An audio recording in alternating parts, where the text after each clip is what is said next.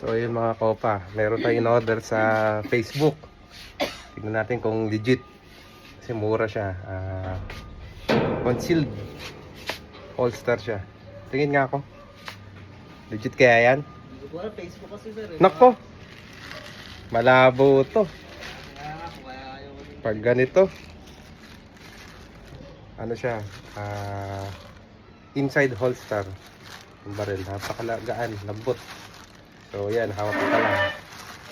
Medyo alangan na sa texture nung kuha natin. Pag Facebook scam, madalas. Mas madami. Kung mga sa 5, may isa lang. Binuksan ko to, tapos hindi halata yung pagbubukas. Okay lang. Okay. Tingnan natin. Ito na lang. Sige. Tignan natin ha.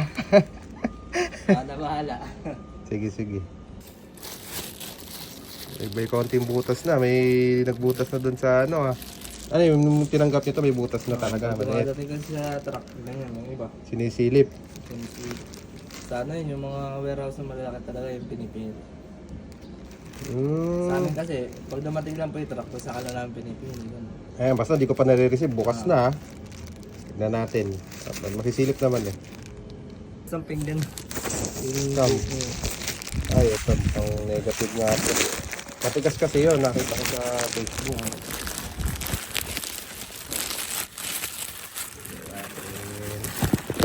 Ay. Pwede ko ba i-upload to? Hindi ka pa mayayari nito. Hindi lang kasi yan. For awareness sa mga order sa Facebook. Ay, di mo naman na ano kung saan location eh. Oo. Tama. So ayun mga kopa, ingat-ingat kayo ha. Ingat kayo sa order sa Facebook. So buti na lang mabait to si kuya. Scam pala, scam. Hindi pala sa lagayan sa cellphone. Ay, lagayan ng barrel to sa lagayan to ng cellphone eh no. Sakto siya sa cellphone, sa braso. Liit. Hindi pala. Facebook magaling. Ayan, i-upload ko yung link, pati yung mismong page nung nagbebenta ng ganito. So alam na natin na scam na. So for awareness to, sa mga mahilig umorder ng ganito sa online.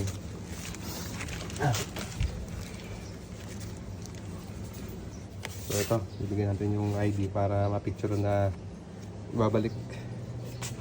O boss, ito na bahala. Yan. Thank you, thank you.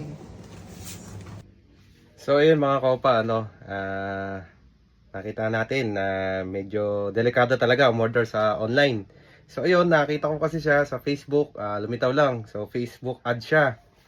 So ayun, medyo naghinala na ako. Dapat kasi di-deliver siya kagabi, mga 6 PM, tinawag sa akin ng mother ko. So medyo naghinala ako.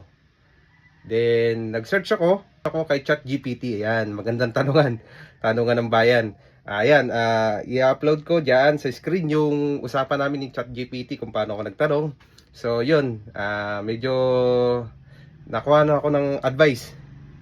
Then actually, kagabi nag-send din ako sa email nila kung totoo. Nag-send ako sa Yahoo. Notice sa akin ni Yahoo. Tignan nyo. So ayan mga kopa, mababasa nyo na hindi nag-send. So fake din yung email nila. Yan, sa nakalagay na yan ha. Kanina, nung di-deliver sa akin, personal ko tinignan kung talagang legit ba yung order na yon. So ayun, huwag sana tayo magtitiwala sa Facebook, sa mga ina-upload, sa mga nagbebenta. Maganda talaga, physical store, personal natin nakita. So ayun, salamat mga kopa. Assalamualaikum.